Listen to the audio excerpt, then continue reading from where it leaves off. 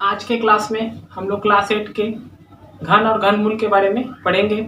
इससे पहले हम लोग वर्ग और वर्गमूल के बारे में टोटल टॉपिक को पढ़ चुके हैं। तो आज से हम लोग स्टार्ट करेंगे घन और घनमूल को। चलिए इसको स्टार्ट करते हैं। तो सबसे पहले इस चैप्टर में हम लोग जानेंगे कि घन क्या होता है। तो घन घन को हम लोग इंग्लिश में क्यूब बोलते हैं। जब हम लोग के मन में क्यूब का नाम आता है तो हम लोग ज्योमेट्री के इस क्यूब को याद करते हैं।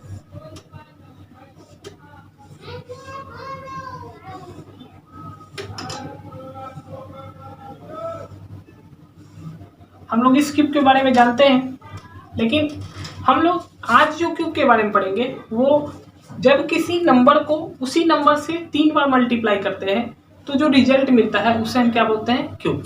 तो इसका डेफिनेशन होगा, जब किसी संख्या को उसी संख्या से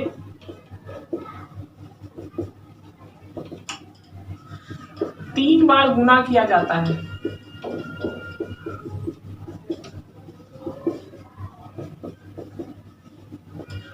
तो प्राप्त परिणाम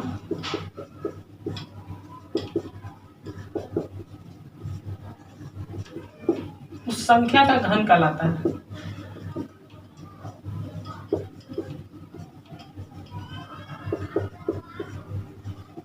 मतलब कि जब हम 5 को 5 से मल्टीप्लाई करते हैं, 5 इंटू 5 इंटू 5 3 बार, तो ये जो रिजल्ट आएगा 125, इसे हम क्या बोलेंगे, 5 का क्यूब। तो ये पावर 3 जो है इसे हम क्यूब बोलते हैं। तो इस प्रकार से हमें 5 का क्यूब मिलेगा कितना, 125। यानी जब हम किसी नंबर को उसी नंबर के साथ 3 बार मल्टीप्लाई करें तो जो रिजल्ट आएगा उसे हम क्या बोलेंगे, क्यूब बोलेंगे। ठीक, जैसे 5 का क्यूब 125, तो ये कैसे आया, 5 इंटू 5 इंटू 5, तो आ गया 125। अगर हमसे कोई 7 का क्यूब पूछे तो 7 इंटू 7 इंटू 7, तो 343। अगर हमसे कोई 3 का क्यूब पूछेगा तो 3 इंटू 3 इंटू 3, 27। तो यह है क्यूब। यानी हम किसी नंबर को उसी नंबर से जब मल्टीप्लाई करेंगे तो जो रिजल्ट हम लोग को मिलेगा उसे हम क्या बोलेंगे, क्यूब। ठीक है, अब इसके बाद हम लोग पढ़ेंगे परफेक्ट क्यूब। तो परफेक्ट क्यूब क्या होता है, तो चलिए उसको पढ़ते हैं। तो अब हम लोग का टॉपिक है परफेक्ट क्यूब। इसे हम लोग हिंदी में पूर्ण घन कहते हैं। अब ये पूर्ण घन या परफेक्ट क्यूब क्या होता है, ठीक है। तो जैसे कि हम लोग वर्ग और वर्गमूल में पढ़े थे पूर्ण वर्ग, ठीक, यहाँ पर पूर्ण घन है। तो पूर्ण वर्ग के बारे में हम लोग क्या पढ़े थे कि पूर्ण वर्ग उस नंबर को कहेंगे जो किसी नंबर का परफेक्ट स्क्वायर हो।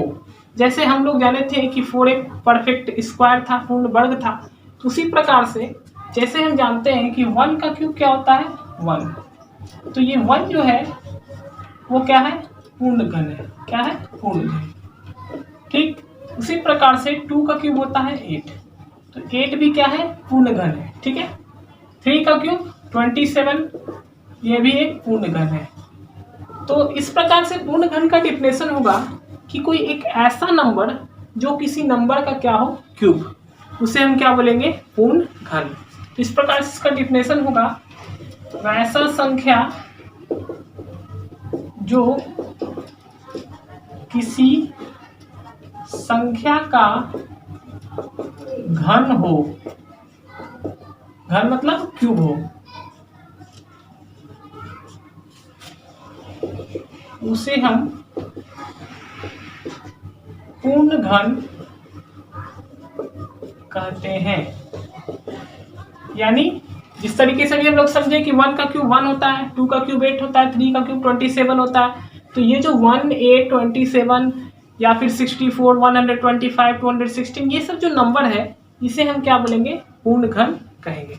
पूर्ण घन या पूर्ण घन संख्या कहेंगे। तो एग्जाम्पल में हो गया 1, 8, 27, 64, 125, 216, 343, तो ये सब जो है वो क्या है, पूर्ण घन संख्या है। तो इस प्रकार से हम लोग घन और पूर्ण घन के बारे में कि घनमूल क्या होता है। तो घनमूल या क्यूब रूट एक ऐसा नंबर है जिसे 3 बार मल्टीप्लाई करके हम किसी नंबर का घन निकालते हैं। जैसे कि इसको हम समझेंगे, जैसे हम 10 इंटू 10 इंटू 10 इस प्रकार से लिखते हैं तो क्या मिलता है हमें, 10 का क्यूब मिलता है। कितना मिलता है, 1000। तो ये जो 1000 है वो किस नंबर को मल्टीप्लाई करके मिला है, 10 को। तो 10 जो है वो क्या होगा, घनमूल होगा। यानी घनमूल का मतलब होता है किसी भी घन की मूल संख्या। यानी जैसे 1000 किसी संख्या का घनमूल है तो ये 1000 किस नंबर से बना है, 10 को बना है, 10 इंटू 10 इंटू 10। तो ये जो 10 है ये क्या है, मूल संख्या है या घन का मूल है, यानी इसको हम घनमूल कहेंगे। तो इस प्रकार से इसका डिफिनेशन है कि घनमूल वह संख्या है जिसे 3 बार गुना करके घन प्राप्त किया जा सकता है।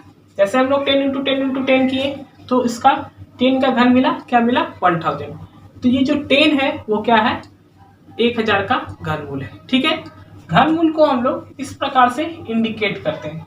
यानी अगर 1000 का घनमूल निकालना है तो हम इसके इस प्रकार से इंडिकेट करेंगे। तो ये जो है इसे इंडिकेट करने का तरीका है। अब हम लोग घनमूल निकालने के लिए सीखेंगे कि किसी नंबर का घनमूल कैसे निकालते हैं।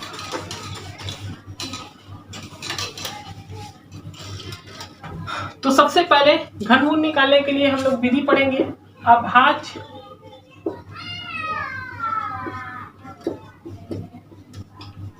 गुणनखंड विधि। ठीक है, इसे हम प्राइम फैक्टराइजेशन मेथड करते हैं।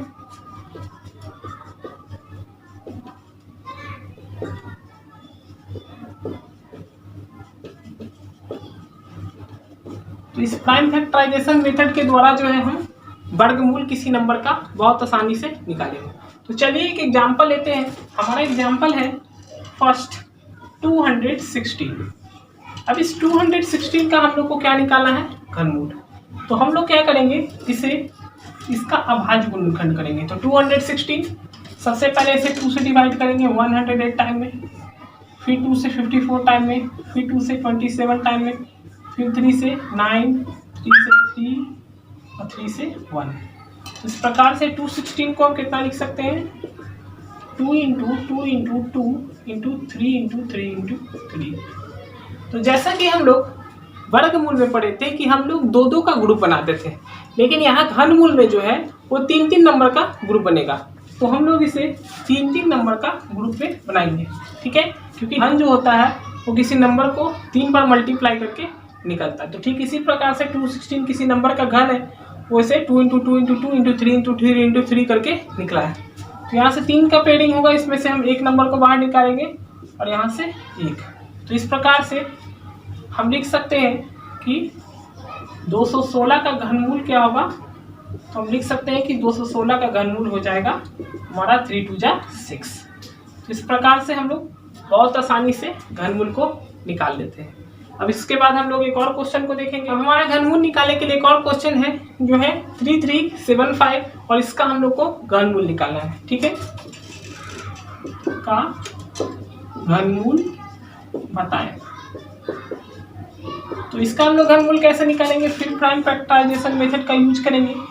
3375 को हम 5 से डिवाइड करेंगे तो 5 के टेबल में 3 33 60 टाइम 33 टाइम 6 टाइम में, यहाँ से 3 तो हो जाएगा 37 7 टाइम में 35 और 675। ठीक, फिर इसे हम 5 से लगाएंगे तो 1 17 तो 3 और ये हो जाएगा 5 135। फिर इसे 5 से लगाएंगे तो 2 टाइम में और 27 टाइम में, फिर 3 से 9, 3 से 3 और 3 से 1। इस प्रकार से इसका पेयरिंग हो गया।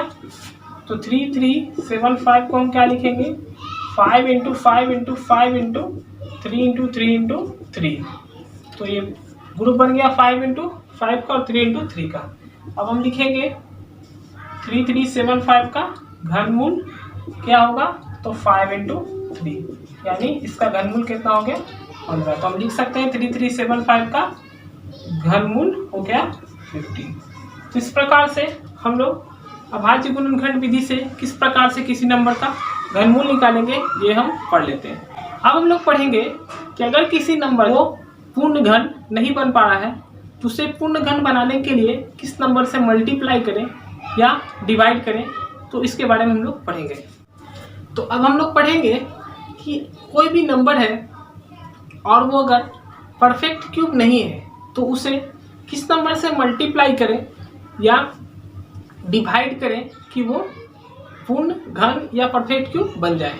तो इसको हम कुछ एग्जाम्पल के द्वारा समझेंगे। तो जैसे सबसे पहला एग्जाम्पल है हमारा 2000, ये 2000। हमसे सबसे पहले हम लोग मल्टीप्लाई करके पूछेंगे कि पढ़ेंगे कि इस नंबर को किस संख्या से मल्टीप्लाई किया जाए कि ये परफेक्ट क्यूब या पूर्ण घन बन जाए। तो सबसे पहले इस क्वेश्चन को सॉल्व करने के लिए हम लोग इस क्वेश्चन को अभाज्य गुणनखंड करेंगे।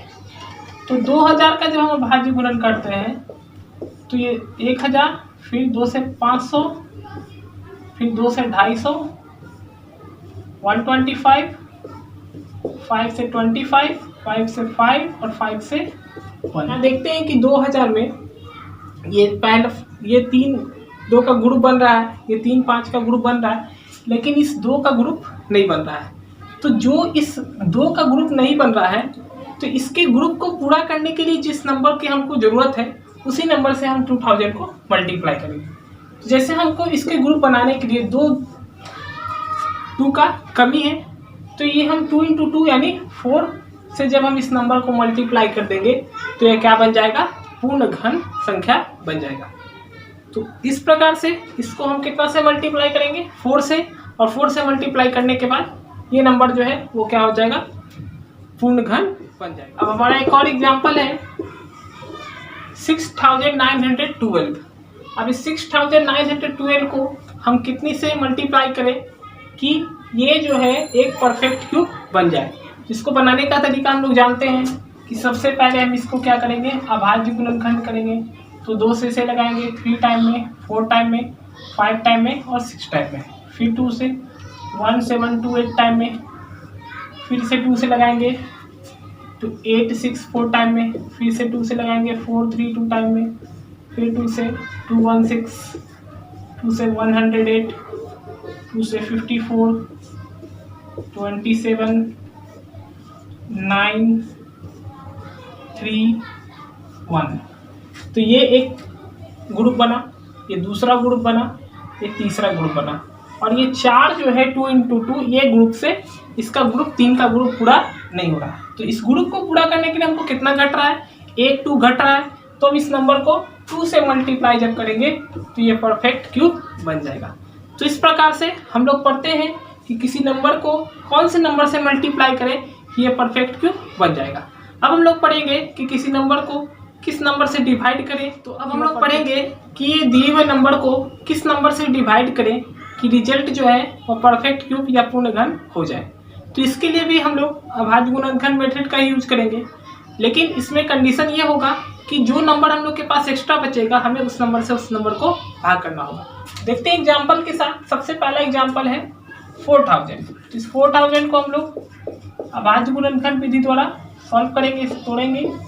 तो ये 2000, 1000, 500, 250, 125, 5 से 25, 5 से 5, 5 से 1। तो ये पेयर हुआ और ये पेयर हुआ, लेकिन इस 2 × 2 का पेयर नहीं होता। तो जो नंबर का पेयर नहीं होगा, यानी ये जो है 4, ये पेयर से क्या है, बाहर है। मतलब यहाँ पे 4000 इसका जो है ग्रुप बनता है और इसका ग्रुप बनता है, लेकिन 2 × 2 ये जो है ग्रुप से क्या है, बाहर। तो जो नंबर ग्रुप से बाहर होगा हमें इस नंबर को उसी से डिवाइड करना होगा और उसी से हमारा क्या होगा, नंबर पूर्ण घन बन जाएगा। जैसे अगर हम 4000 को 4 से भाग देते हैं तो 1000 आएगा, और ये 1000 कितना, 10 का क्यूब है। तो इस प्रकार से ये 4 जो हुआ यही हमारा क्या हो गया, आंसर। ठीक है। अब इसके बाद एक और क्वेश्चन है हम लोग के पास। क्वेश्चन है 10,125 यानी 10,125। इसको सॉल्व करते हैं। इसे सबसे पहले हम 5 से डिवाइड करेंगे तो 2 टाइम में, और फिर 2025 टाइम में कैंसिल लग जाएगा।